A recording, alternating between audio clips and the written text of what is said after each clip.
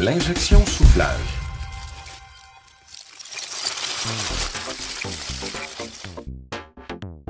L'injection soufflage est une technique de transformation de la matière plastique combinant la rapidité du procédé d'injection à la fonctionnalité de l'extrusion soufflage. Avec cette technique, il est possible de fabriquer des bouteilles et des contenants à très haute cadence de production. Ces produits sont facilement reconnaissables puisqu'il s'agit de corps creux possédant un point d'injection qui est généralement situé sous le produit. Ce procédé se réalise en deux étapes, soit l'injection d'une préforme, puis le soufflage de cette préforme afin d'obtenir le produit final. La matière plastique, initialement sous forme de granules, est acheminée vers une vis d'injection qui servira à la réchauffer à l'aide de la friction et de colliers chauffants. Une fois liquéfié, le plastique peut être injecté dans un moule présentant une forme semblable à une éprouvette de laboratoire. Cette pièce que l'on nommera préforme est la base de la production subséquente.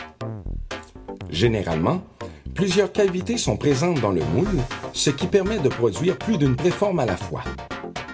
Une fois ces préformes réalisées, la deuxième étape du procédé est prête à débuter. Les préformes encore chaudes sont transférées dans un moule ayant la forme du contenant ou de la bouteille désirée. Une buse vient alors s'insérer dans le goulot de la préforme afin d'injecter de l'air et permettre aux parois de celle-ci d'épouser parfaitement la forme du moule. Une fois cette étape complétée, les nouveaux produits sont éjectés du moule puis orientés sur un convoyeur qui les dirigera vers un testeur à pression pour en valider l'étanchéité. Lorsqu'un produit ne réussit pas le test d'étanchéité, il est automatiquement éjecté de la chaîne de production.